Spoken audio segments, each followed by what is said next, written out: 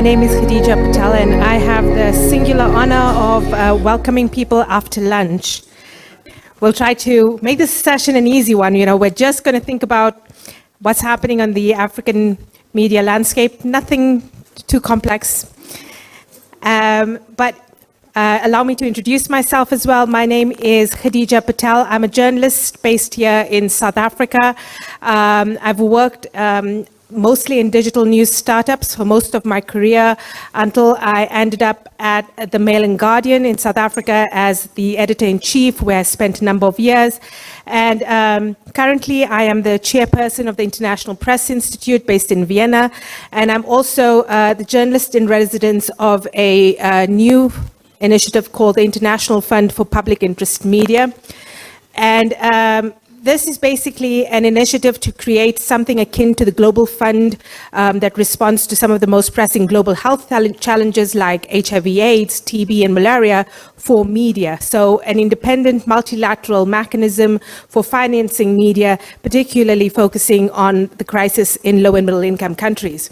And it's particularly because of my experience here in South Africa as a journalist working in digital startups, but then also trying to be a newsroom leader in a more established legacy platform that has really enforced my own commitment to try to find out what the future of news media will look like, how exactly are we going to paying for this, but also to understand more deeply some of the factors contributing to some of the crises and some of the opportunities we are seeing across the landscape. Of course, there are many, many landscapes within the continent. We're going to be speaking to several people this afternoon who'll tell us more about what's happening in each of their jurisdictions. But, when I speak to people right across the continent, what we're hearing is the business model for media has failed here as much as it's failed in high-income countries. But with the peculiarity in some African contexts, especially smaller countries, where the advertising model has never actually sustained media, where these are markets that have been driven by other forces, particularly politically driven media. So it's interesting to see how these markets are shaping up as well. And also, how indeed we think about information access and what exactly we think about media. All of these things I think are very dynamic conversation, and we're hoping to think about more deeply about what's happening. It isn't all terrible, although I would be remiss not to use every opportunity I have to sound a call for action. The media, the public interest, independent media across the continent are in deep trouble. In Kenya, in one newsroom, journalists have been sleeping in the newsroom because they haven't been paid for several months and have nowhere else to go. They've basically lost their homes and everything attached to it. And that's Kenya, one of our largest countries, one of our most developed media markets across the continent. So there are many, many crises, but there are also, I think, some opportunities. We saw in Kenya again how the most recent election there was influenced not actually by news media, or I would say that news media actually were a few steps behind, but it was actually the influencers, single people, individuals with large followings on platforms like Telegram, who were able to influence the election, much like we saw it happening in Nigeria and also in the Philippines recently. So these are some of the opportunities, and I think some of the green shoots. They certainly do not conform to some of our more traditional thinking about what journalism is, but I think they also present opportunities for us to reshape journalism that is fundamentally African, and decolonial, which I think is essential. When I speak to many young journalists, some of what they're grappling with as well everywhere across the continent is to think about a journalism that is more authentic to who they are. So, like I said, we're going to be hearing from speakers this afternoon from all across the continent who will be telling us more about some of what's happening. And we're going to start in West Africa.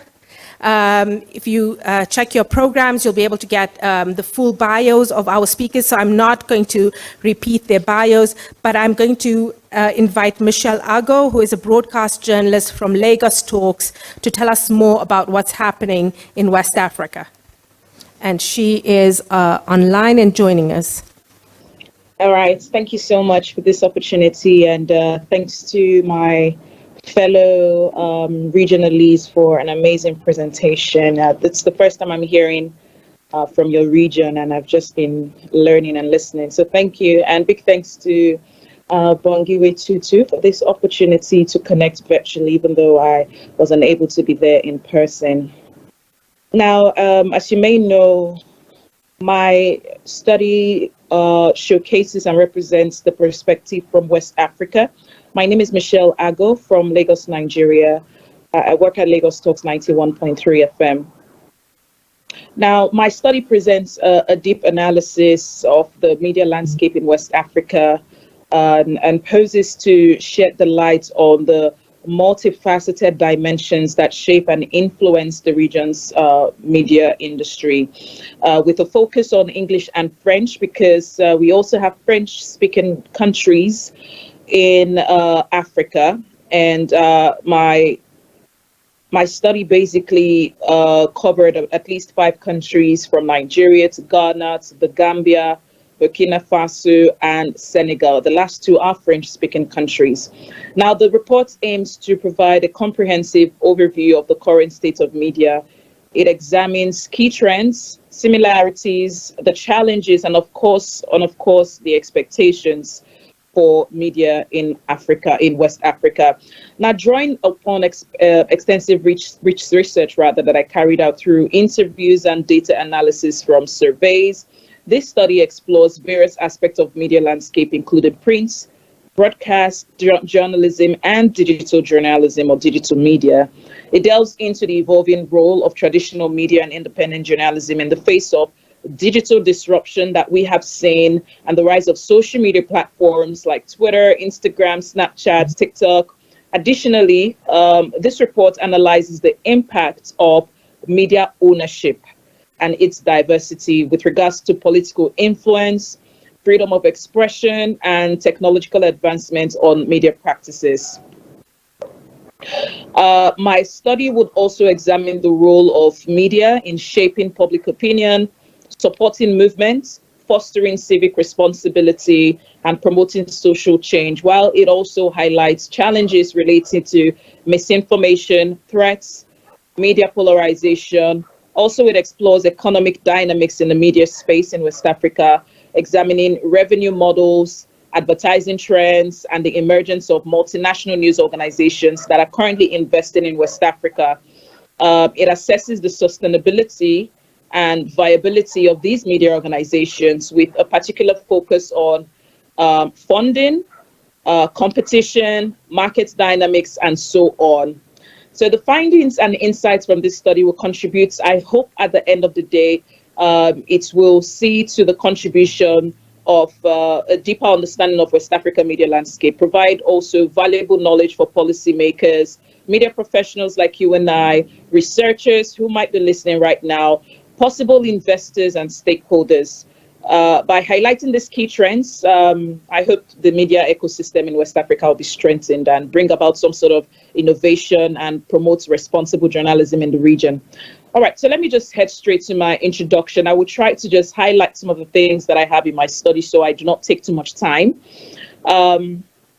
So as we may not know or may know, the West African media landscape has experienced remarkable transformations in recent years.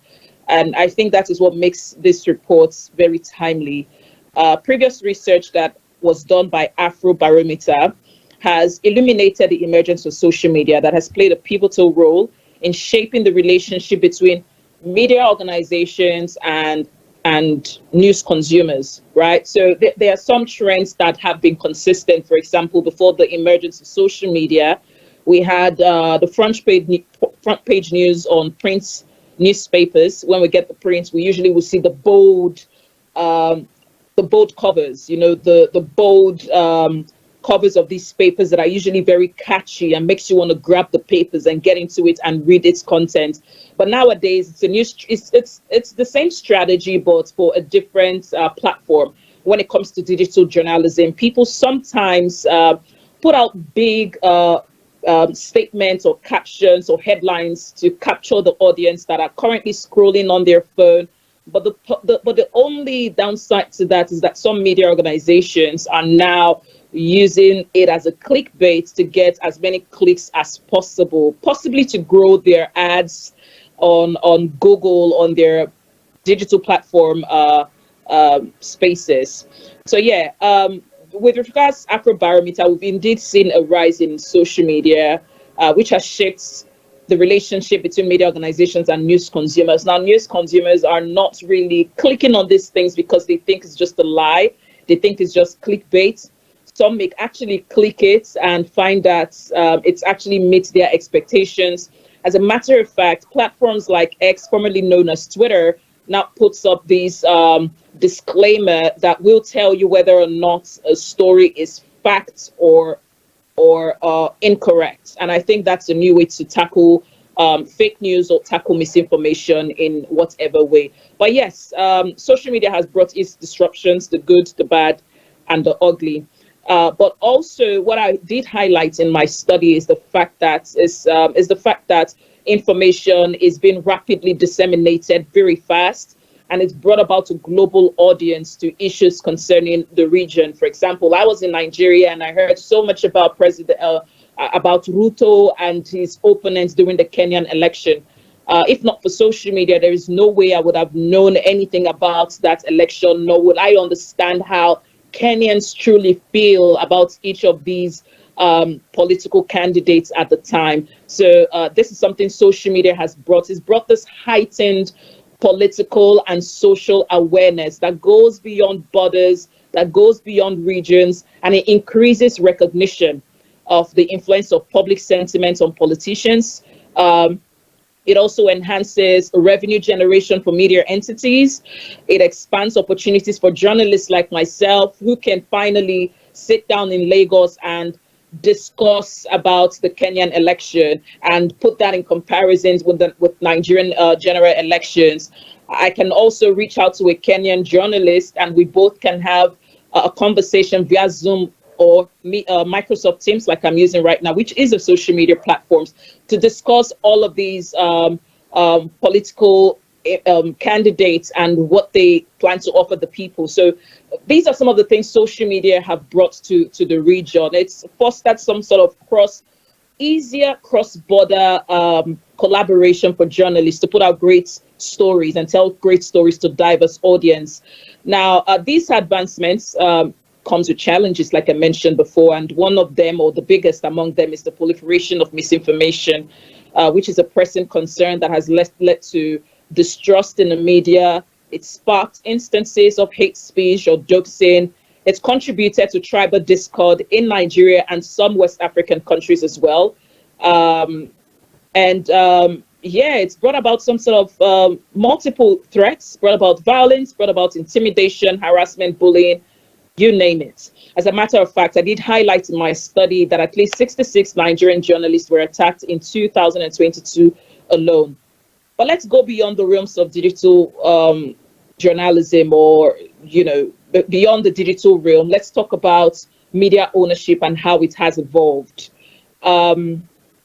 Before now, we used to have in West Africa, we used to have governments-owned media platforms, but we've seen a rise of private media platforms, from radio to TV to digital platforms like ACRP, for example, that are taking up new spaces and putting out their stories and showing journalists new opportunities.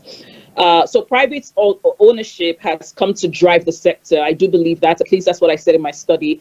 It's fostered some sort of editorial independence, all right, where we do not have to lean completely on government for stories. There is this editorial independence, there is innovation, there is competition, there is job creation, there's financial viability, and the production of diverse, compelling content, like I mentioned before. Now, while this evolution is commendable, a fundamental question arises regarding the degree of autonomy enjoyed by these private media entities. Now, remember that these private media organizations will have to go to the government to get licenses to function or to carry out their tasks or businesses. And, you know, that could sometimes come with some conditions or come with a lot of censorship at the same time. So indeed, these organizations are private and independent, but dare I say, they also have a limit to what they can put out or say, right? That is with regards to the perspective for West Africa. Now, I will also like to highlight that with regards to private media ownership, we've seen the inclusion of multinational organizations like the BBC that is functioning in Nigeria. As a matter of fact, they have an office in Lagos. They have the BBC News in Lagos, in Abuja. They have the BBC World Service in Ghana. They also have their presence. As a matter of fact, they came into Nigeria in 2018.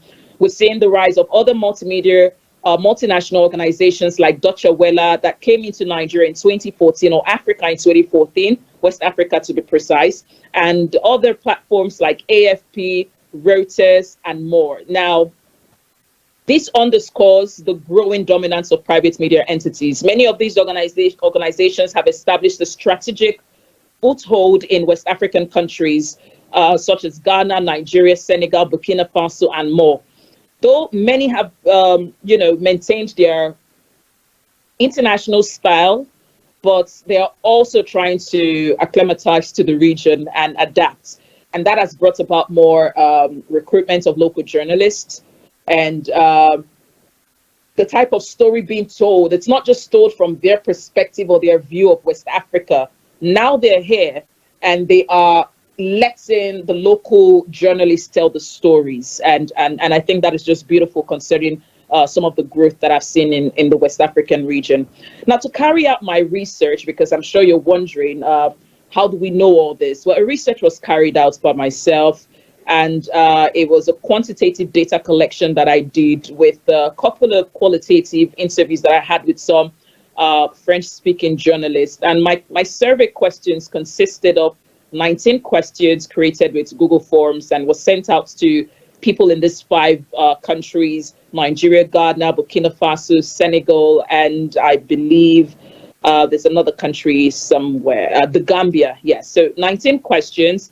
And yes, the study was limited to just 5 English and French-speaking countries in West Africa because these were the countries accessible to me.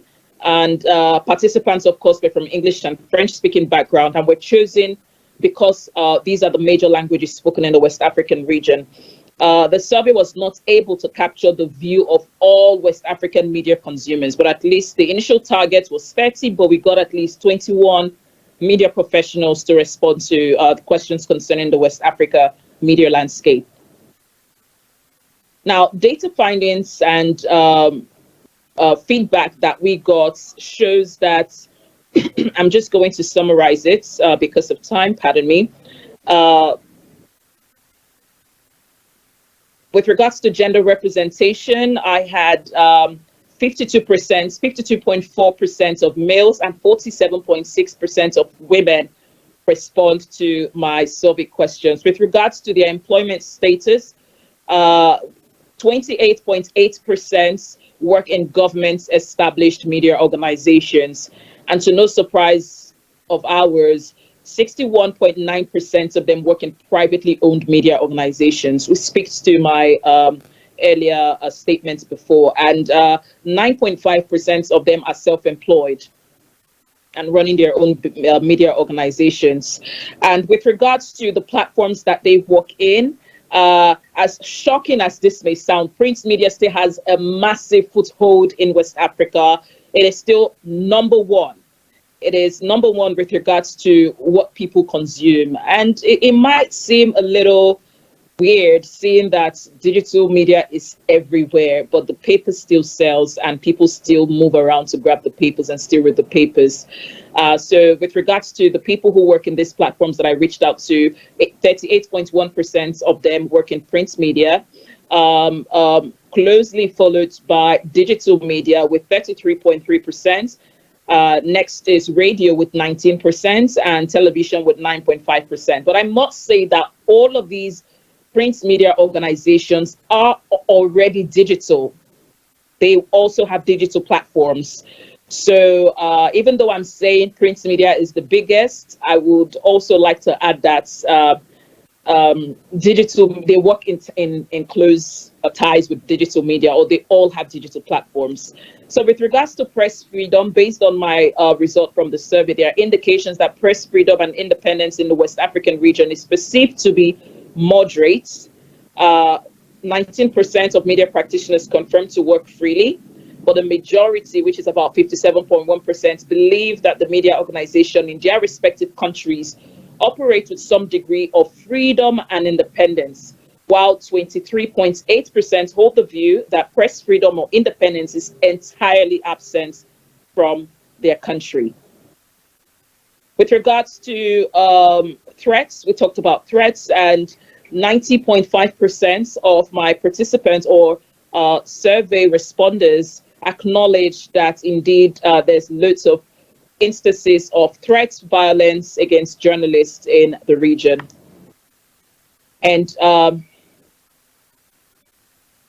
71% of my respondents claim to not have been direct victims of violence, threats, or harassment, while 28.6% have indeed experienced threats, violence, or harassment while doing their jobs. Actually, 71.4% of them claim that they received protection from their respective media organizations, while 28.6% of them did not receive any sort of protection from their media organizations. With regards to diversity and media ownership, while affirming that the West African media organization is well diversified, participants, at least 95.2% of them, expressed concern about media organizations succumbing to influences from political or business interests. Significantly, as a matter of fact, 85.7% do strongly believe that economic challenges faced by media organizations in the region impact on the level of independence with which they operate. With regards to media diversification, 95.2% do agree that indeed there's a lot of media diversity in the West African region. With regards to concerns on political influence, indeed, again, 95.2% do agree that political and business interests sometimes influences, or 95% of the time influence the contents that they put out or the stories that they are allowed to tell. With regards to economical challenges in the media space in West Africa, 85.7% do strongly believe that media organizations in their countries or in their country face economic challenges and it affects their independence. Talking about technology and digitalization, 100% of media practitioners and consumers did attest to the use of social media platforms to access news and information. This was the only question in my survey that received a unanimous agreement from all participants. And yes, basically to sum up, I will say that West African media landscape does represent or presents a dynamic interplay of traditional and digital media platforms, with radio retaining its position as a major source of news dissemination of information. However, the rise of digital media has been remarkable, creating a highly competitive environment. Print media, television, and radio stations have all embraced digital platforms, expanding their reach and diversifying their revenue streams. Digital platforms offer a range of monetization avenues, from YouTube AdSense and payouts by platforms such as X, formerly known as Twitter, to Google AdSense and web monetization for print media. Now this digital expansion enhances the potential for indigenous journalism. That is why, with regards to my survey, I had independent journalists that were working for themselves, and that's because they make money off of these platforms digitally. They also engage in voiceover artistry, brand visibility, sponsorship, and advertisement, particularly giving radio's unique ability to penetrate remote communities and facilitate communication in diverse languages. They take advantage of that to use voiceover or translations to make money. I'm talking about journalist perspective here. Now, digital platforms primarily operate in English and French, limiting their reach to certain language groups. Meanwhile, print media retains its relevance, securing a solid consumer base. Now, the West African media landscape is influenced by political dynamics, like I've mentioned before. Nevertheless, indigenous media organizations exhibit varied degrees of independence. Notably, some media entities have embraced global operating models and professional standards, allowing them to compete effectively. Multinational media organizations guided by ethical practice, like I mentioned, the BBCs, the Reuters, the Deutsche Welles, that are currently operating in West Africa, they've sort of continued to uphold their long-standing reputation from abroad by often providing better wages and welfare to journalists, which makes the profession more interesting to practice in or more ambitious to be in compared to local outlets. This contributes to a safer working environment or work environments. It increases opportunities for growth and better trained professionals. But despite some of these challenges, professional training, like we've had from ACRP, for example, has contributed to diverse journalism landscape, with emerging niches such as fact-checking being an area of expertise right now in journalism. Before, it was all about news reading, read the news at 10, read the news at 6 or 7 a.m. in the morning, and that's it. But now we have different niches to journalism, such as fact-checking, investigative journalism, data journalism, for example. And this furthermore highlights the transformative power of technology and the rise of multinational organizations coming into West Africa to grow the journalism profession to a better standard, right? And in summary, the dynamic evolution and diversification of West African media landscape have yielded significant power, voice, change, and growth for the region. However, when benchmarked against global best practices, the trajectory towards a more effective and democratic media environment hinges on the swift realization of genuine democratic principles, which is, of course, freedom of information and freedom of expression. And of course, I will not leave out the importance of adequate funding, consistent training, improved journalism or journalist welfare, quality infrastructure, and advanced technologies. Overcoming governmental limitation remains a critical milestone for advancing media independence and its effectiveness in the region. And with that, I want to say thank you for giving me this opportunity to represent West Africa with regard to my study. Thank you. Thanks very much, Michelle. Let's go to East Africa. I mentioned a little bit about Kenya and some of the challenges facing media in Kenya, but of course, East Africa is a lot larger than just Kenya. Tanzania, of course, has been an interesting place in the last 5 years. Some resurgence of independent media, particularly in the last 2 years, but still a very challenging space. We'd love to hear more about what's happening in East Africa from Sharon Kiburi.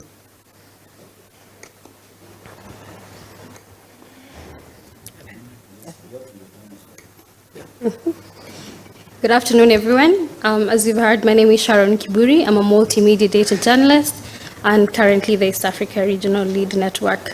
So to begin with, I want to say that in East Africa, like many other parts of the world, media dynamics have changed and they are affected by online media and the shift in digital management in very different ways as well.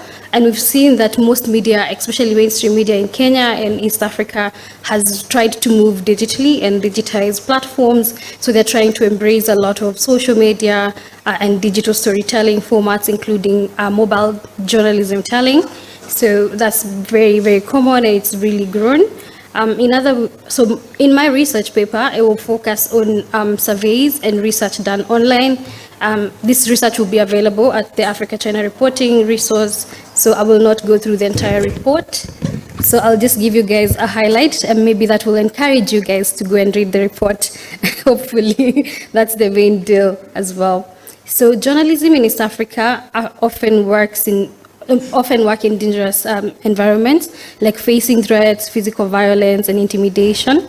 Such predicaments have made investigative journalism and reporting such a perilous task to work on. And you've heard, like Khadija mentioned, that some of our media houses are really failing, and especially our president currently is having his cabinet seems to be out for media, and hence that has made investigative journalism quite difficult, especially because ministers who can come and say that, oh, media, we are targeting you, and for instance, Nation Media was targeted and told that they will not be given government advertising if they continue reporting in the manner that they report, and they seem not to be supporting government. So such sort of threats, direct threats, seem to be really tampering with the quality of journalism in Kenya and East Africa. And for instance, we saw during the reign of Magufuli what media sort of gagging could do for Tanzania, but now they seem to be enjoying a little bit of freedom with the new democracy, or maybe with the current president. So my next slide would say, I don't know if they're being shown. Okay, that's very unfortunate. I had a quote here from a professor from Daystar University, and she said that in East Africa, there seems to be a serious uptake to specialized reporting areas, especially in solution-based journalism, for instance, and this has an overall effect to most specialized journalism happening in East African countries, and most journalists are now moving towards more specialized journalism of sort of reporting. And this is also being seen in the layoffs that is happening, especially in my country. Mainstream media, the Kenyans who are here can attest that has laid off a lot of people. So most of those people have become freelancers. And in freelance journalism, you have to really have a specialty or a niche. You can't just report current affairs because you don't have where to publish them. So that has led to a lot of that happening. Even in Uganda, in Tanzania as well, those are some of the cases that we've seen. The other thing I would like to highlight from that would be that we've seen a lot of sort of changes in how people consume news in our countries, also in East Africa. It's no exemption. There's a report that was done by Reuters that stated that people from under 35 tend to get their news from social media and other people online platforms, while the generation older from maybe 40 and above tend to still be very loyal to mainstream media news reporting. So they still watch TVs, they listen to radio, and they predominantly get their news through that. The other striking thing that I found during my research was that in Kenya, and part of my slide showed that in Kenya, TikTok has become a very serious news outlet. And it was also reported from the Reuters report, and it was in Africa, Nigeria and Kenya, including South Africa. I'm sure my regional leads will back me up on this, that TikTok has also become a serious influential news outlet for online platforms. Also, we've seen this whole trend about selective news avoidance, which has become a thing even in Africa, surprisingly, especially because most Africans don't really like paying for news, but there's a serious group of people growing where people are avoiding news. Sorry, I apologize. So news avoidance, and part of it in Kenya, it was stated that it's like 51% of news avoidance was being seen. In South Africa was 40, Nigeria 35. So part of the news avoidance that we are experiencing would be periodic avoidance, where people say they're taking a break from news, and hence for a period of time they don't watch news or they just avoid news. And then there's also the question of people checking on less news. So they like deliberately take actions where I only watch news once a day or twice a day, depending on what what avoidance for them works. And then in some other types, it's where like politics, they're avoiding different sort of subjects.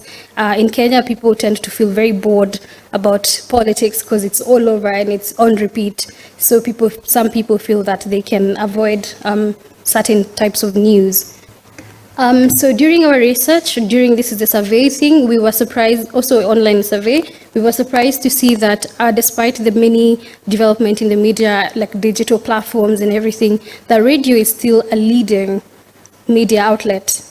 I think we attested this to the question of digital issues, especially in terms of internet access or maybe rural areas, that radio is still the most common news form of media that is very consumed in Kenya. And in Kenya and other East African countries as well. And so that was satellite, actually that data was backed up by satellite information done by the Media Council of Kenya. And I apologize, my slides are not really showing everything here that I'm talking about. Yeah, it was backed up by the Media Council of Kenya. And yes, it showed up that radio is still the highest consumed news. In Ethiopia, there are around 25 publicly owned national regional radio stations. Commercial entities are like 10 of them. Several of them have also been present in regionals. About 51% of radio registered in Ethiopia Broadcasting Authority, 31 functions as community radio stations. And this was very interesting for us because we found that there's a lot of diversification in media, and hence if we're coming up with radio stations that are not owned by state, especially in Ethiopia, having known the history of Ethiopia, I think this is such a great milestone for them as well. In Tanzania, the situation is quite interesting. They have very many radio stations, close to 183 radio stations. Since that was actually in 2004, now it's up to around 216 radio stations. And you can see also the revenue there of radio stations in different, it has really grown from 32 million to 42 million in 2023. That's sort of a great growth for radio. And to attest to the growth of radio in these situations, I feel like it's because radio has diversified in East Africa, where it's really consumed online, and embracing digital growth in that sense has made radio has made it remain the most common used media. In Uganda, I have a record of a lot of radio stations licensed, from 300 radio stations to over 80 of them to free-to-air TV stations, serving over 44 million capacity of people. Radio is very common in Uganda and plays a big role, especially in their political movements. Some of the findings from the surveys that we came up with as some of the biggest topics that I can highlight for you guys here would be competing interest in media and journalism institutions. That became a big topic because in our research also we were looking at education systems, and so the competing interest of what people want to study came up, and hence journalism institutions, what are they teaching? Does it actually sort of help with the industry actual practicalities when it comes to it? So there is a whole topic on that as well, and it became very dynamic because we felt like some media institutions are teaching things that are not really very practical to practice when you become a journalist. Also, there's a shrinking media space that is being witnessed in different countries as well, in Kenya and around East Africa. Technology convergence, where one journalist is expected to do a lot of things and you are expected to have different skills. You can no longer just be a photographer journalist. You need to learn how to write, you need to edit here and there, do sound and all those things. Oh, sorry, the slides are not moving. Oh yeah, we're there. So this was also, the next thing was just a survey of how many people were responding. And you can see there we had a lot of response from male and very little from females. Don't know what that says about gender issues, but yeah. And some of the countries that were polled in the survey So we found out that some of the responses that people were looking for is that they say that the emergence of smartphones in journalism in East Africa has helped journalists work better and maybe just do their work more efficiently. Thanks to technology, people can now have free flow of information and maybe get feedback from their audience way faster. Social media emergence has made it possible for citizens to send direct interactions with news medias, newsmakers. And in Kenya, there's this thing at Citizen Digital where they allow citizens to send them sort of tips on news happening, which they can follow up in features, and they're published. So people feel like they're part of the news if you're contributing to the news. Also, the question of law, people felt like the law in Kenya needs to really be, not in Kenya alone, in East Africa, need to be emphasized so that they can be protected as they do their work.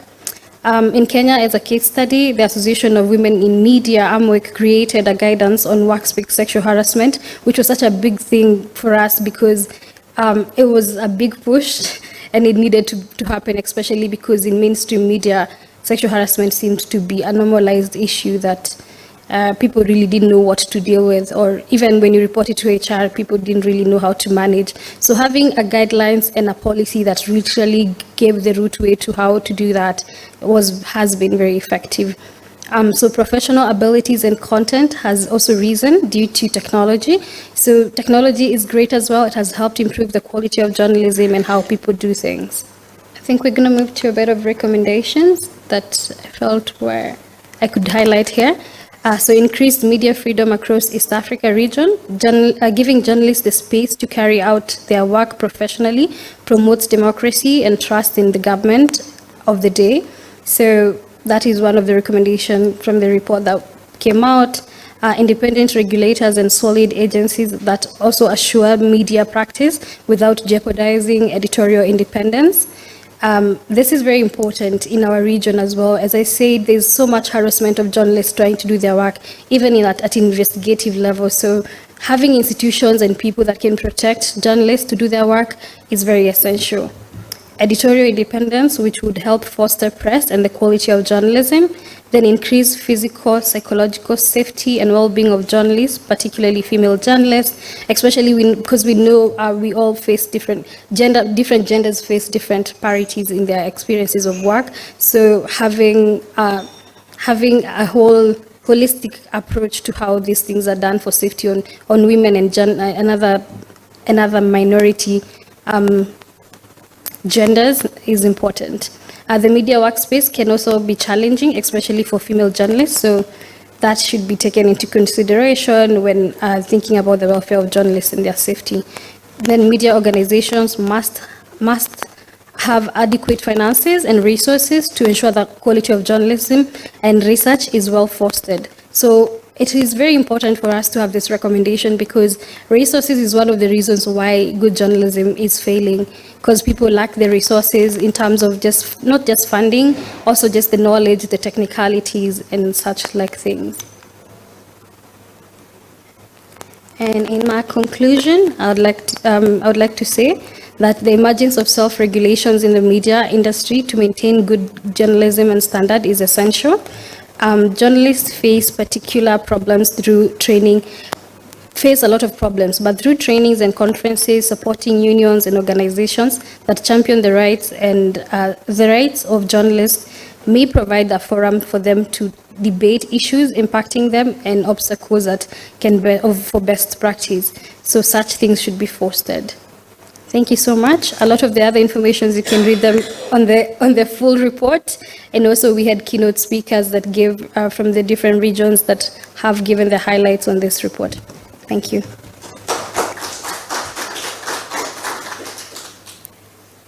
Thank you very much. And from the east, we go to the south, particularly Southern Africa. And our colleague from Zimbabwe will tell us a lot more about what's happening in Southern Africa.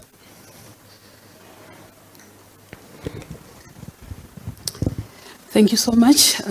Good afternoon. Again, my name is Dianah Chiyangwa. I'm a photographer and writer.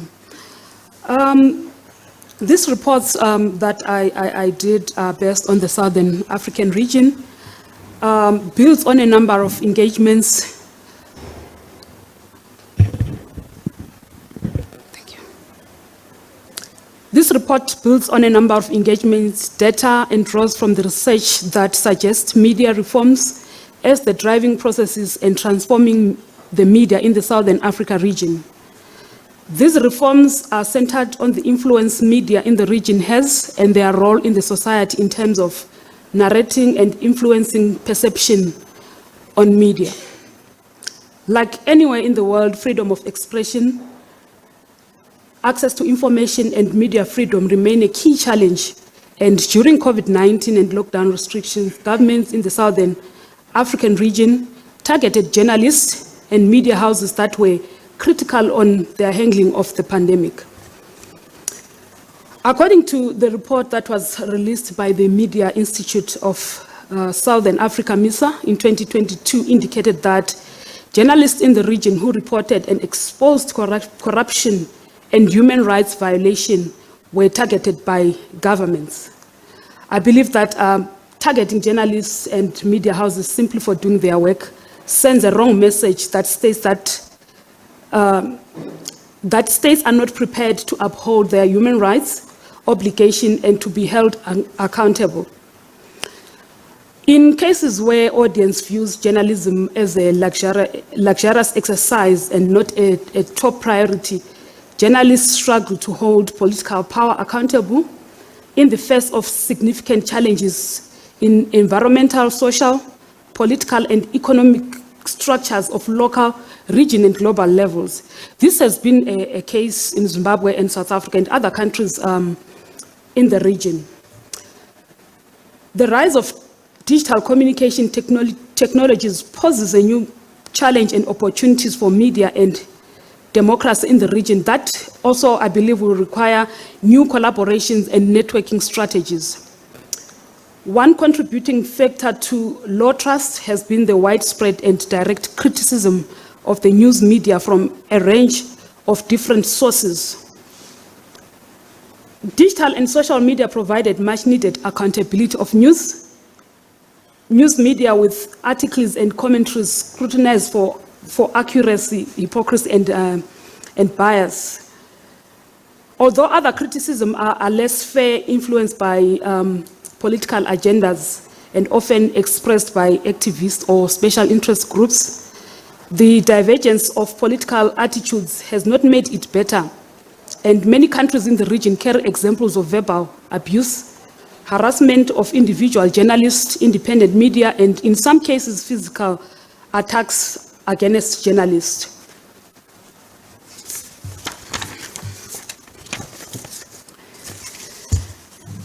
The study also examined local newsrooms in the region that also are grappling with challenges that are threatening the sustainability of media, of its traditional media, such as the asymmetry between news content and the changing nature of consumer demand.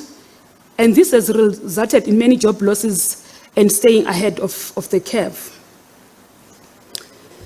The study also investigated the creeping and worrying trend in the region, undermining human rights, which has come from the government's increasingly targeting and deliberately attacking journalists. This has been a case of Zimbabwe, Mozambique, Zambia, Eswatini, and it also highlighted the journalists' experiences in hostile environments such as gender and sexuality. For example, women are more likely to be faced online harassment than their male counterparts. Despite the attacks of journalists by politicians, government officials, and general public, in the case of South Africa, female journalists continue to face harassment both online and on the ground. A recent case of ENC senior reporter Lindole Masikane, who has been subjected to harassment by politicians. And I had an opportunity to go to New York this year on the sidelines of the UN Women's Conference, and the highlight was specifically based on the attacks that female journalists, especially in the continent, are facing. And also there was a study conducted by Global Media Monitoring Program that reports that 58% of female reporters compared to men faces online attacks, and it remains a huge concern. Another study that was conducted by UNESCO in 2021, it was carried by International Center for Journalists. It examined that more than 900 female journalists from 125 countries, shows that 3/4 of them experience online abuse. This has led to many of them stop using online platforms to update their stories.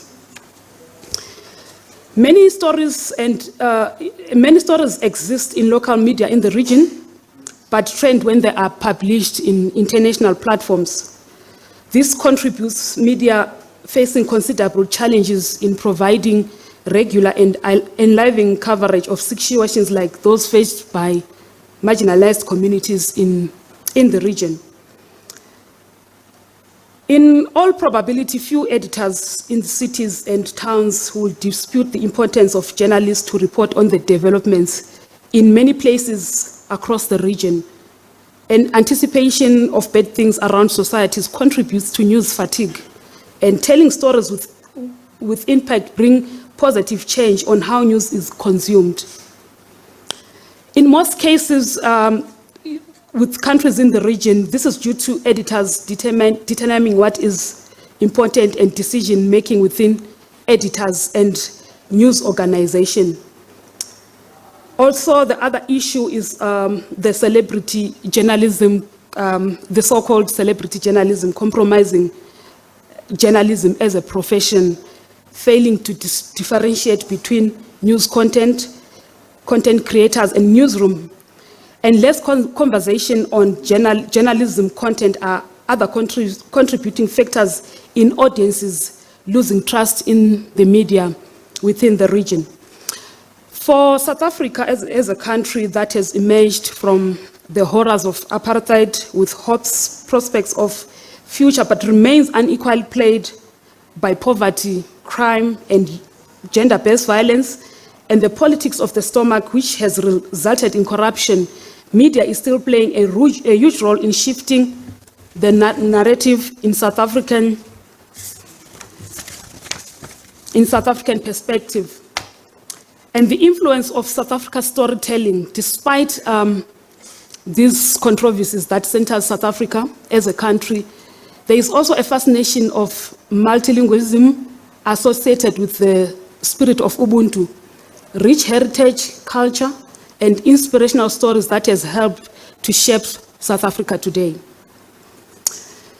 I had a few opportunities to have to be among us, like roundtable discussion in Zimbabwe after the recent elections, and journalists saw that there is a need to shift the narrative without compromising the editorial content, and it is possible by telling stories responsible, bringing solution-driven stories, providing balanced storytelling and reporting fairness, and have power to shape the perception, and driving investment stories in the country is every journalist's mandate. Unlike any other countries in the region, social cultural hinder progress in Angola, with Christianity playing a huge influential role in Angolan society. Subjects related to religion, the Catholic Church, or sexuality are either ignored or treated with caution. Another issue that came through this report was the sustainability of journalism in the region has been crucial for both the society and the media. The two are both connected in relation to sustainability. Many publications in the region still do traditional journalism on the verge of bankruptcy, and the need to rethink journalism on how they engage audiences and revenue income streams. Another report that was done by Reuters Institute report on the subject about half top publishers are now creating, like what my colleague alluded to, creating content for TikTok, even as others are holding back over concerns about how Chinese government influences as well as lack of monetization. The collective of journalists in the Southern region believe that solutions to deal with threat to media sustainability and freedom in the digital era need to be adopted. The safety of journalists has been an issue in many countries in the region, and also the concerns were raised by MISA pertaining the issue of disappearance of Azori Gwanda from Tanzania, Ibrahim Baruko from Mozambique, the continued persecution of Wopel Chinono of Zimbabwe, and the persecution of Eswatini journalists Eugene Dube and Zweli Dlamini, and the general targeting of journalists in the countries raises insecurity.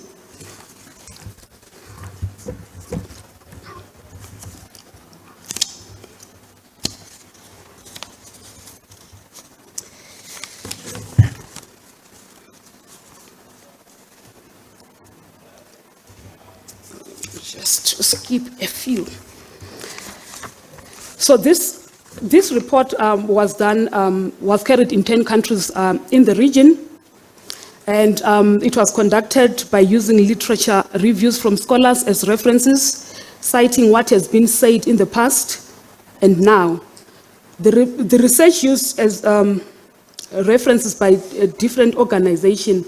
Also, I had the opportunity of having online engagements with journalists, individual interviews, roundtable discussion with journalists in Zimbabwe and South Africa. A survey was also sent to networks within the region, such as scholars, lecturers, researchers, and journalists WhatsApp groups, and some of them have been involved in different projects with Africa-China Reporting Project, and data was collected as part of this study. The survey collected almost 50 responses from the participants and researchers that are researchers, editors, bloggers, journalism lecturers, project coordinators, and again, 73.9% were male respondents and 26.1% were female respondents. The survey also received responses from 8 countries in the region. The highest number of respondents was 34.1% from Zimbabwe and 25% from Malawi, 18.2% from South Africa, 11.4% from Zambia, 4.5% from Botswana, and less than 2% of the responses were from countries like Lesotho, Namibia, Eswatini, and unfortunately, there was no response from Angola and Mozambique.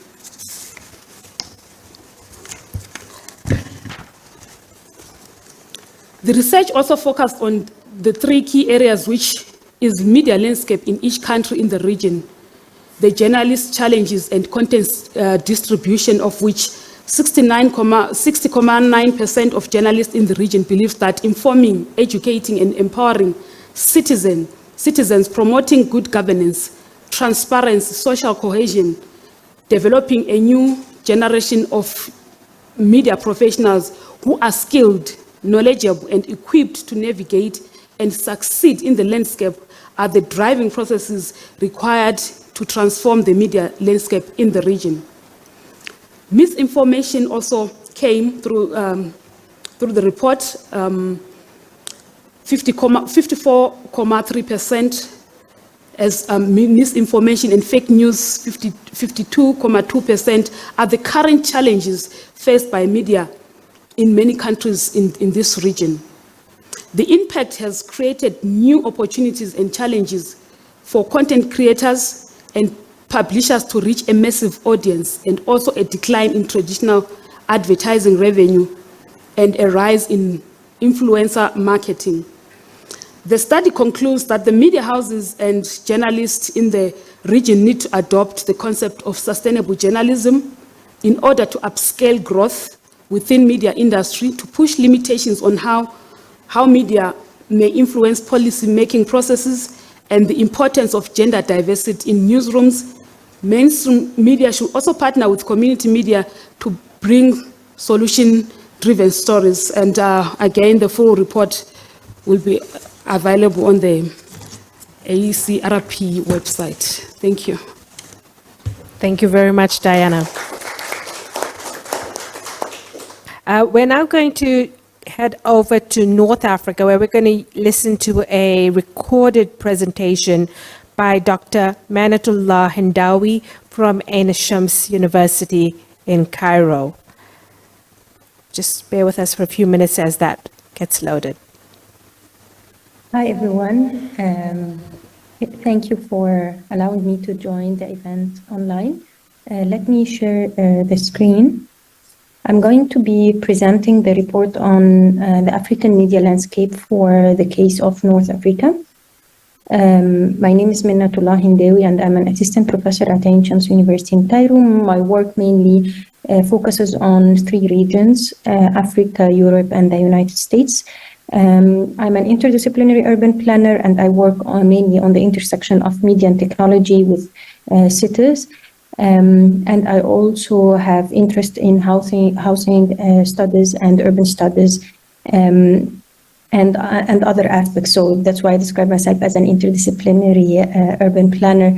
And my background is mainly in architecture engineering, but my PhD focused on the mediatization of urban development in Egypt.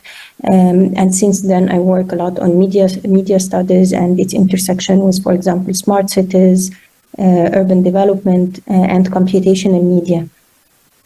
I'm going to be speaking about the objectives of the report that was conducted for the case of North Africa for its media landscape for the Africa-China Reporting Project at the Wits Center for Journalism, the University of the Witwatersrand, Johannesburg. I'm going to be afterwards presenting the methodology that was followed to develop this report, the limitations and suggestions for future research, as well as their findings and some discussing points and the references for those who are interested. So mainly the report objective constitutes 2 aspects. The first one is concerning exploring the developments and challenges occurred in the practice or the study of media and journalism in the North African region. And the second aspect focused on the kind of support that journalists, media professionals, media scholars in the region require or already receive. So I investigated, for example, how local trends interlink, technological advancements, government policies, and so on. The main methodology that was followed depended on a structured survey to collect some insights throughout the region. In addition to desktop research. The desktop research and the survey were kind of feeding one another. So sometimes the collected insights led to further desktop research and so on. So basically the survey succeeded in collecting the responses of 18 media professionals across the region, divided as follows: 4 from Egypt, 4 from Morocco, 3 from Libya, 4 from Tunisia, 2 from Mauritania, 1 from Algeria. The report initially targeted 7 countries as per the Africa-China Reporting Project, including also Sahrawi Arab Democratic. However, unfortunately, there were no responses collected from this country, and the report depended for this country specifically only on desktop research. So let me now share some of the findings.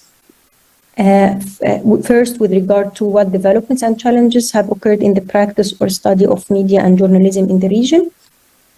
This table actually shows a summary of the developments and challenges across the region as per each country. And just to give you an overview, in Egypt, for example, we find that freelancers are drawn to international outlets to get better value and compensation and to address fake news and rumors. However, they still face financial constraints. In Morocco, its landscape witnesses growth in independent journalism and news websites, yet electronic news sites and media ethics pose some challenges. In Libya, it's actively combating false news and promoting data journalism, while addressing the journalists' safety and data source availability remains a challenge. In the Sahrawi Arab Democratic Republic, the government supports financial stability, but the quest for an independent press system continues. In Tunisia, there is a development in the diverse media scene, embracing fact-checking, but faces challenges in sharing news openly. In the Islamic Republic of Mauritania, there is an introduction to basic media regulations focusing on journalistic conditions and education. In Algeria, progress in modernizing journalism curricula and addressing fake news challenges is evident, with media law revisions and improved services on the horizon. So for further details, of course, you can check the report. And now speaking about the second aspect and the second objective of the report regarding what kind of support do journalists, media professionals, and media scholars in the region have or require. We find that, for instance, training for media professionals is a significant concern in Algeria, while financial stability is emphasized in Mauritania, Morocco, and Tunisia. On the other hand, independence is a common theme in Egypt, while in Sahrawi it's important to ensure an independent press system, and on the other hand, safety issues in Libya. Mainly, the outcome of the report underscores the significance of needed support, legal frameworks, and collaboration to foster a vibrant and resilient media landscape in the North African region. At the same time, the report and the study looked at the various trends contributing to the region's development across the countries of North Africa. And we find, for example, in Algeria, that there are efforts underway to establish a free and independent press, which is coupled with legal reforms to safeguard journalists. Egypt, at the same time, is witnessing increased collaborations with Pan-African outlets and the adoption of the open source intelligence and AI to enhance reporting accuracy. The media landscape in Libya, on the other hand, emphasizes journalist protection, tapping into the untapped potential of the country's youth talent and facilitating access to information. Furthermore, in the case of Mauritania, digital media rise and the advocacy for freedom of information are shaping the media environment. In Morocco, there is an experience for the growth of electronic news websites, as mentioned earlier, and at the same time for the integration of AI and discussions on social and political issues.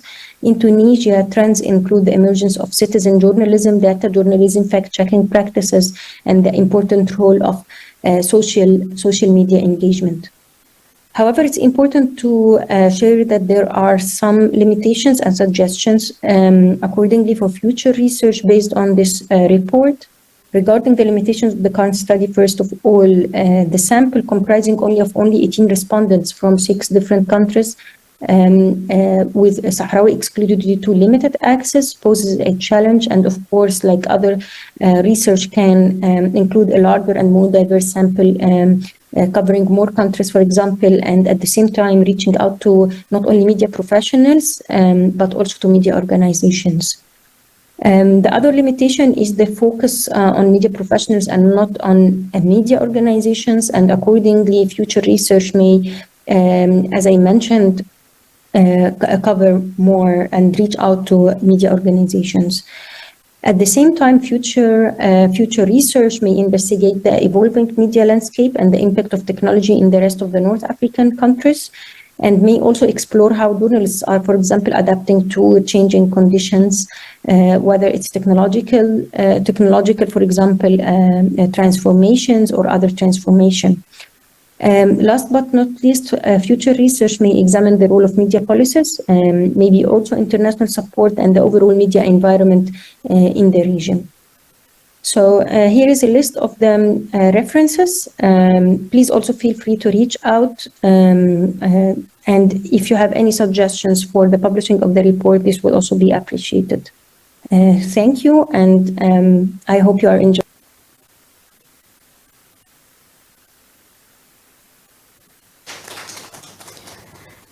And to conclude the presentations this afternoon, we're going to go to our colleague here at Wits University, Dr. Bob Wisseker.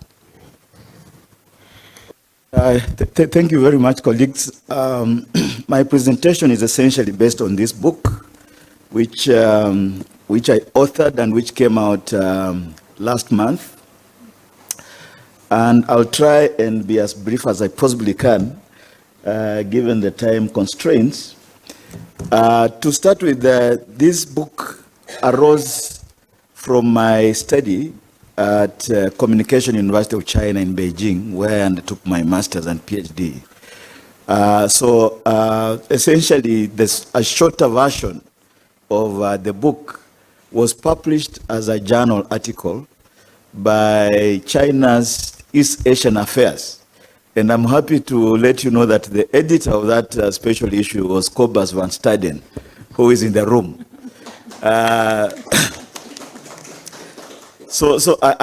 basically that was based on my master's thesis, where I looked at China's image in East Africa, but with a specific focus on Tanzania, Kenya, and Uganda, the three countries.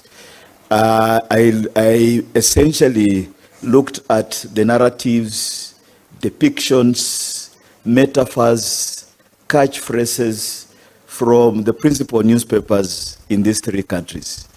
To be exact, this is the Daily Nation in Kenya, the Citizen in Tanzania, and Daily Monitor in Uganda. And I think I should also mention that there's a gentleman here called Temwana, who was also a year or so behind myself in Beijing. And now we are in the same, pretty much space.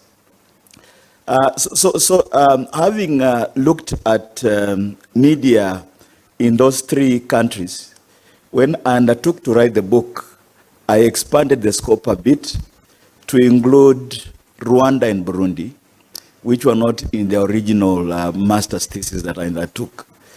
And this was actually the countries, the East African community, ended up expanding some more. But I said, no, I'll just stop there. I'll not go beyond Kenya, Uganda, Tanzania, Rwanda, and Burundi. Because in 2016, South Sudan joined the East African community. And last year, the DRC joined the East African community. But I think that will be work in progress.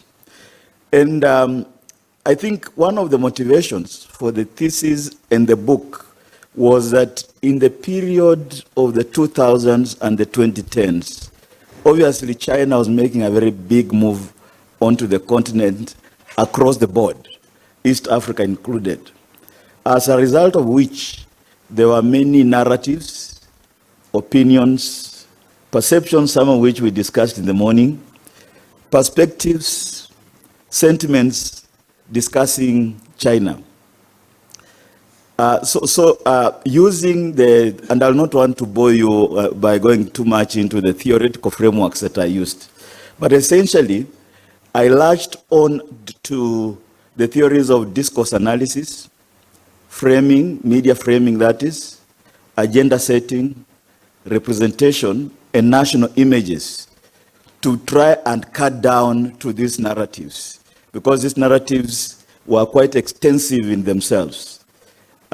You'll find them on the streets, in the newspapers, in books, in fact, in bar rooms as well, about China this, China that. So because the narratives were extensive, one required a theoretical framework to cut down to the chase, as it were. And I invite you to look, for example, at just the metaphor of the dragon. The Chinese dragon, as we know, and I think there are colleagues, there are Chinese colleagues here. In fact, I think there's a colleague here from also who went to Communication University of China. What it is that when you think of the dragon from the China end of things, the dragon is a giver of rain. It's a blessing. It's if you go to you look at Chinese people, they'll have tattoos of dragons. You go to Forbidden City, you'll find dragons everywhere. There's the dragon festivals and so forth. So the dragon is a mysterious animal that means well, means good, from the Chinese end of things. But when you look at the narratives from the African end, and in fact the Western end as well, you find that the dragon is now used in negative terms. And some of the terms that have come up is, for example, these are books, newspaper titles, Dancing with the Dragon, for example, The Dragon's Gift, Feeding the Dragon.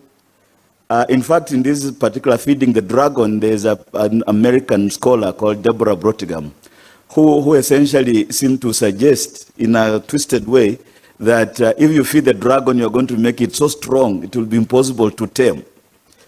There are phrases such as dragons in the den, or in the dragon's den, unleashing the power of the dragon on African safari. These are terms that were used quite, in a big way in the 2000s and 2010s. And I just used, in the book, I've used the image, the metaphor of the dragon to demonstrate that something that is good on the China end of things can turn around and be framed in negative terms. And that's just really one of the metaphors that comes out. But so to arrive at a structure that helps to cut down to the chase, I came up with 3 strands for assessing perceptions about China.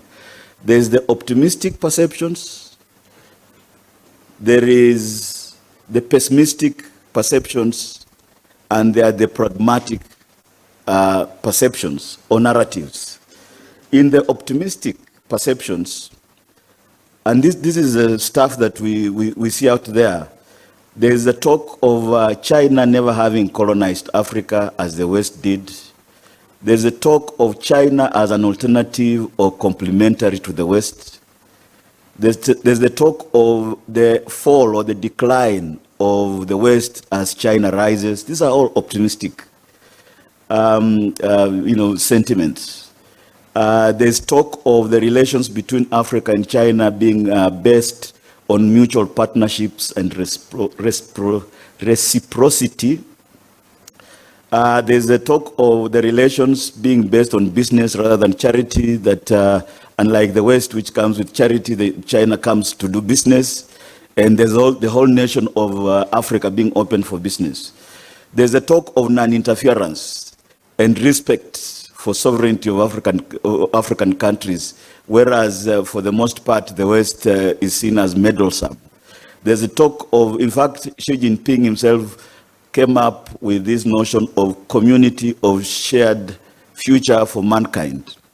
All these and more are the various narratives that speak to the optimistic narrative of China in Africa.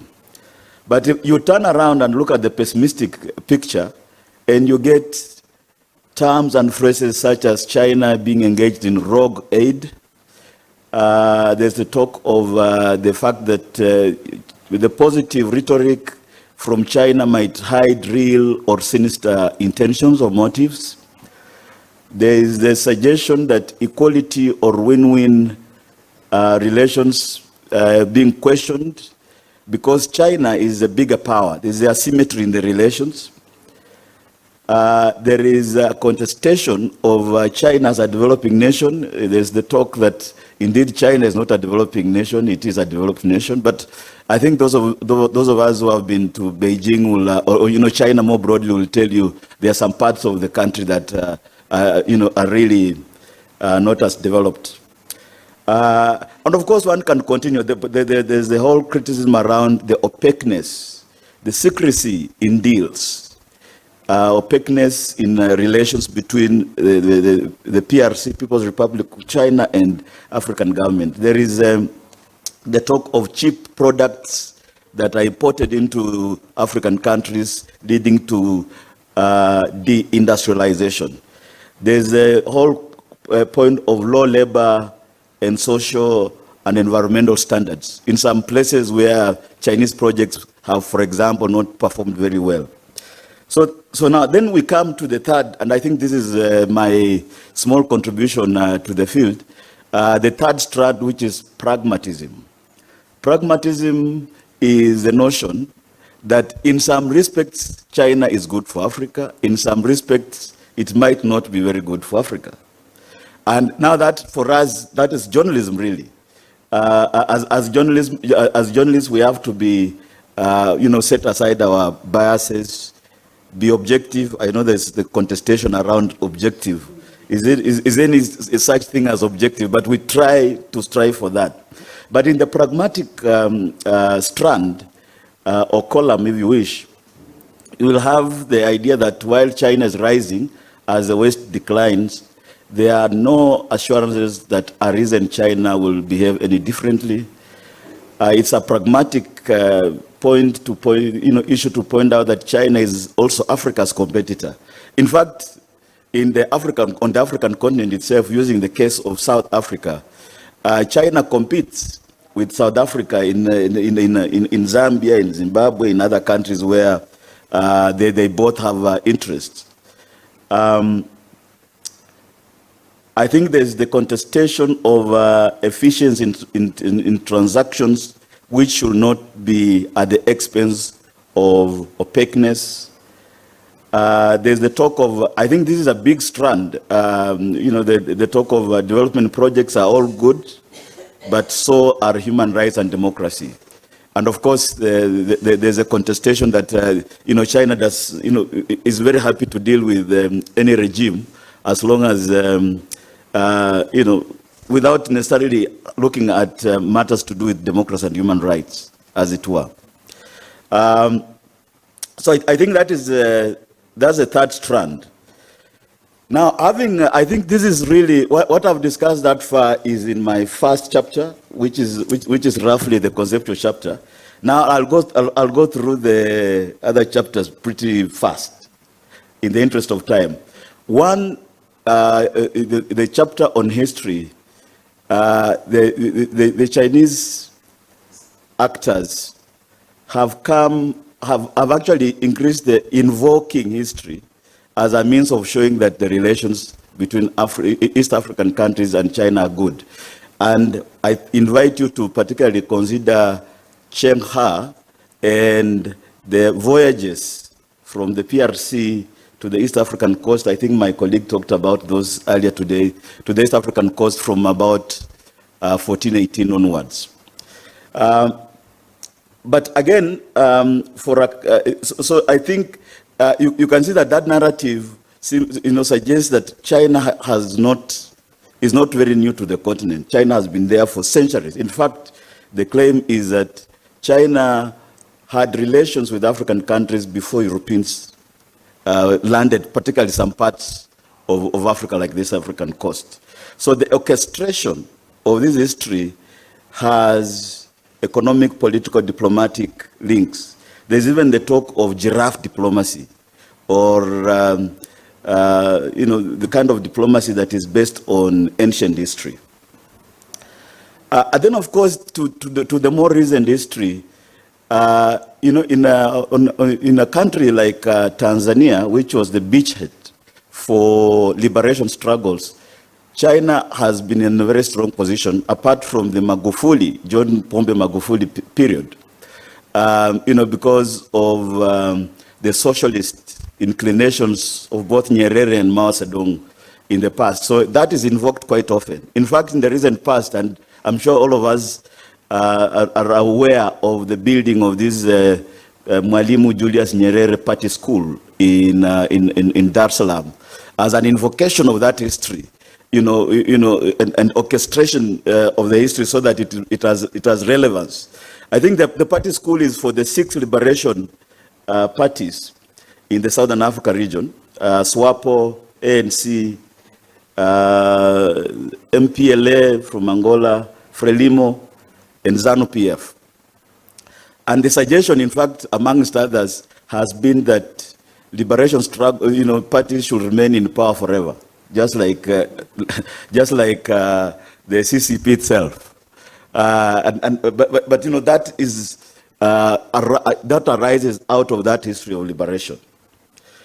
As I mentioned, in Tanzania, there was this period during the Magufuli period when the relations were not on a very sound ground.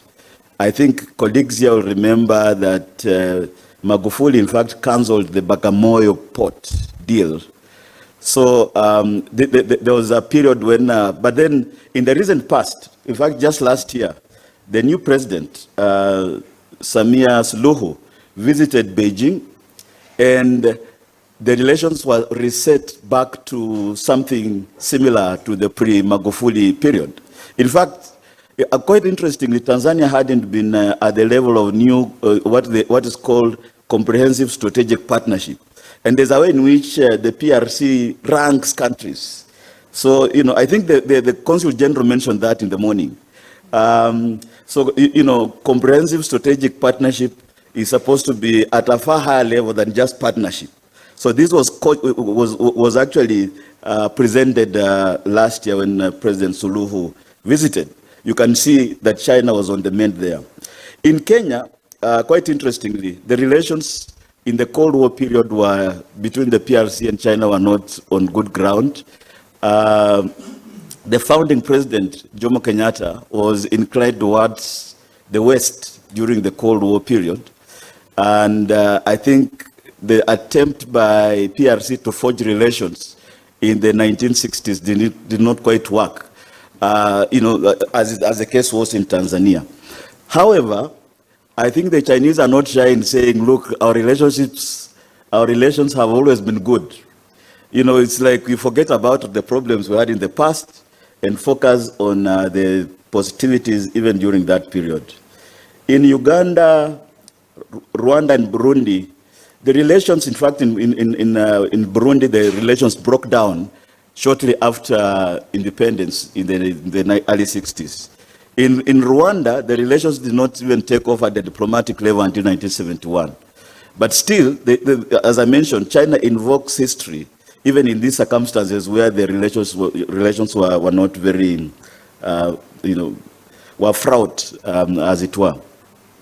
I think a source of optimism towards China almost throughout the region, the East African region, has been in the infrastructure domain. If you visit Nairobi today, you can make it from the city center to the airport in 5 minutes on the Nairobi Expressway. Of course, that is the optimism side of things. And the same applies in Kampala. From Entebbe to the Kampala city, there's this expressway. But I think the opposite side has been all this talk of debt trap diplomacy. Of course, it has been contested. But there's a burden. In fact, Kenyans in this room and I think a few other countries will tell you that they are being taxed quite heavily because they have to pay these loans. Of course, one of the things one must point out is that it's not only the Chinese that have loaned us, have loaned Kenyans lots of resources, but kind of China sticks out, is actually kind of elevated in terms of all that. I think the other area, and I'll stop here, that where the Chinese have been very pragmatic is the the construction of buildings. A case in point is Burundi, where only last year the Chinese delivered a brand new presidential palace. And when I visited that country a couple of years back when I was doing my fieldwork, the presidential palace was a dilapidated old building, riddled with bullets, gunshots. But now the new, in fact, the palace in Bujumbura is like one of the best buildings in the entire country. And so this is an opportunity for PRC leaders to forge ties with countries that have gone through turmoil like Burundi. I think I'll stop there. I have a couple of other notes, but I know there must be fatigue now. We've had a long session. So I'll stop there. Thank you. Thank you very much. We have about 10 minutes for questions.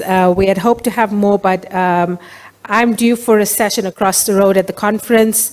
So I've got to hurry up, but we want to have some conversation. There have been some really rich presentations here. There's a lot to unpack. Invite anybody from the audience to begin. Start.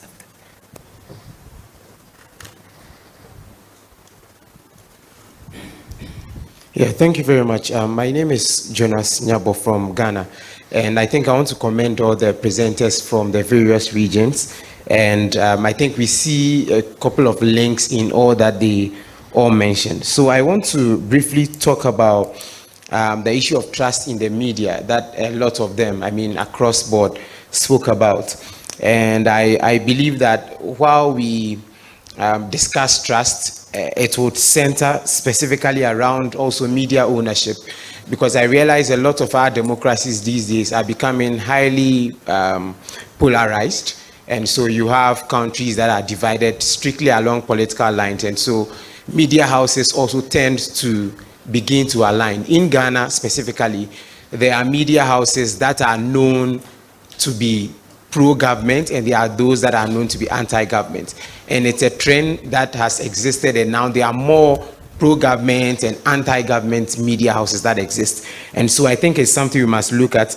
And then something I again want to, I think I didn't hear that so much in the presentation, but I also noticed that we also have a trend of self-censorship as a result of your based on the affiliation of your media houses. So there are media houses that are not owned by politicians, but they are owned by business people whose survival of the business depends on the political party in government. And so you may not necessarily be told to publish A or B, but as a journalist in that newsroom, you understand the dynamics, and so you kind of self-censor the content that you tend to put out. And one thing I want us to think about is the sustainability models, which I'm very concerned about. Journalists, as we all know, are not well paid, but how do we sustain the business? And for some media businesses in Ghana, it will just take one advertiser to pull out, and then the entire media organization will collapse. In Ghana, there was a time when MTN had they had the highest share of advertising. And so if MTN is pulling out, you are really going to struggle. And so I think we have to look, I don't know which model will work in Africa, whether it's subscriptions, because again, we know the challenges with subscriptions. In Ghana, people are now focusing more on media houses are running like events, to raise money. I don't know how sustainable that is, but I think we should think about other forms or other ways where we can raise money to sustain the businesses. Misinformation, disinformation. I think I was discussing with one of our colleagues in the room how our government can ensure that we, not to censor people's content on social media, but to kind of ensure that there is some regulation in the space. I don't think that our government have really looked at social media space, because some of the content we find them are extremely dangerous. I will not go strictly to propose laws against fake news, because I know governments are capitalizing on that again to kind of punish journalists who are doing their work. But I think there will be the need for a certain level of monitoring of the digital space, which is extremely democratized, such that even with my phone now, I am my own TV station, radio station, and I can put out information that would get a lot of people to move. So I think these are things that we need to think about that will drive the sustainability of our industry across the various hubs. Thank you. Thank you. Is there anyone in particular you want to respond to your comments? Not necessarily. I think anyone can pick, especially on the sustainability models. So I'll start off because it's what I'm obsessed with, and then I'll hand over to the rest of the panel. Globally, there is no model. There is no business model for news, and that's basically the crisis that we have. There are a handful of organizations, for example, like the New York Times and the Guardian, that have been able to crack some kind of model, but they have very particular contexts with very particular circumstances that have allowed them that success. They are encouraging, and certainly there are some elements of some of the work that they've done in getting there that is replicable, but overall, there is only one New York Times in the world for a reason, and there is only one Guardian in the world for a reason. It's got £1 billion trust behind it, right? So this is why we are in a particular crisis in low and middle income countries, not just in Africa, but around the world. And so I think that we have to think very broadly about other kinds of mechanisms that might support media. One of the things I'm very excited about is an initiative that I'm part of, where we have funded a national fund in Sierra Leone. It's a very small country, and basically the government, the media, ecosystem, business, everybody came together under the recognition of the importance of the sustainability of the media sector in that country, especially considering its most recent history. And they've put together the framework for a national fund to support media. So that is one model, this kind of national fund that will have inputs from perhaps regulating tech companies through other mechanisms like philanthropy, overseas development assistance. There are various kinds of funds that are currently, there are two types of funds currently being considered in South Africa right now. By two different, through two different avenues that might converge. In Brazil, there's a national fund being considered as well. So we're seeing this, this national fund model. I think there might be something there, but it is a very complex instrument that, will have to have a lot of work being done in the setup to ensure independence, to ensure good governance, to understand what the, what the objectives of the fund are, how decisions are going to be made. So there are things like that. I think another, something that is about to hit media in Africa quite soon is regulation of tech companies, and not regulation from the, from the kind of content, but rather from the business side. South Africa, the Competition Commission is currently looking at the behavior of tech companies when it comes to advertising, particularly Meta and Google. Google is trying to get ahead of this, trying to strike deals with local publishers. That is a very dynamic situation, but that might influence, how the media landscape in South Africa progresses. And I know that their next, their next target is Kenya. So, I think that there are things that are happening, but there is no one model. And that's why it's really, really concerning. But I can talk a lot about this, so I'm going to hand over to everybody else. Hey, so I'm not going to talk about media organizations because you've done a good job at that, but I'll talk about something I'm more passionate about, that is the wages of journalists. And you've spoken about this, that they're paid badly. And part of the biggest problem is that journalists don't see themselves as workers. And I wonder how many journalist unions we have in different African countries.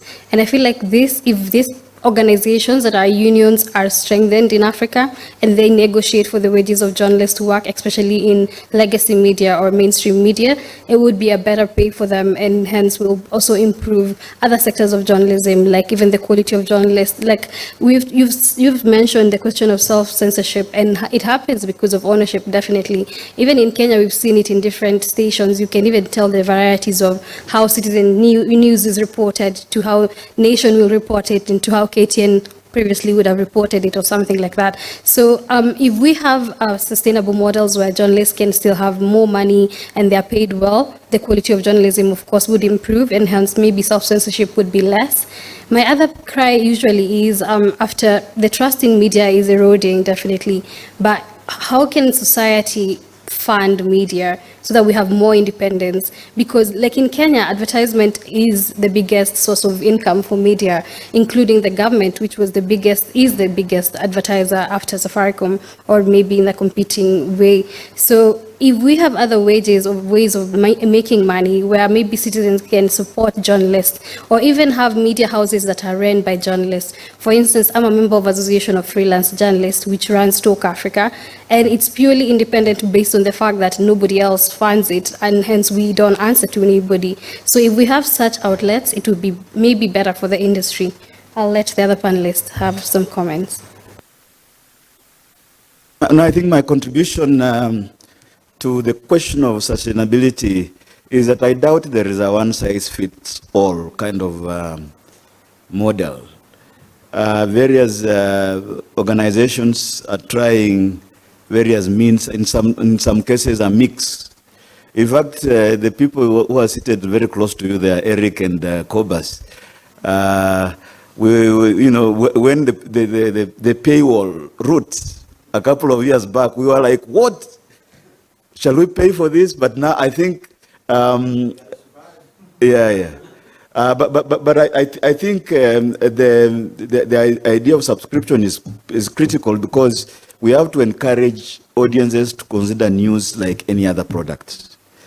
And to be able to do good journalism, you need resources. And so you know, the resources have to come from somewhere.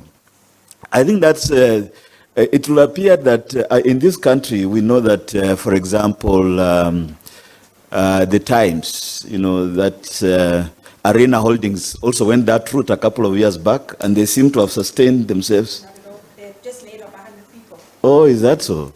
I saw in Kenya, the Daily Nation started off with a subscription, then stopped, then they have started again. They have gone that route again. So I suppose the long and short of it is, for me, it's a mix of both subscription, but also having various other streams. You know, so you can't just be in print alone. You have to be in print. You have to do a bit of video. You have to do podcasting. You have to do, I think. In fact, even events. I think Daily Maverick has done pretty well with events that complement other sources of news. And of course, there's criticism around NGO-funded journalism, like Bill and Melinda Gates and so forth. But if they are funding projects that, for example, are geared towards environmental work, I think that's yet another source of income that can help with good reporting. I'll stop there. Thanks. You've wrapped up everything. I'll conclude by saying, in response to your question, I think one contributing factor is just the collaborations and networking strategies amongst ourselves. Thank you. I know there were a few more hands, but I unfortunately have to be across for a session that starts in 5 minutes. So forgive me, but I know Bongiwe will be here to announce the next panel. Thank you very much.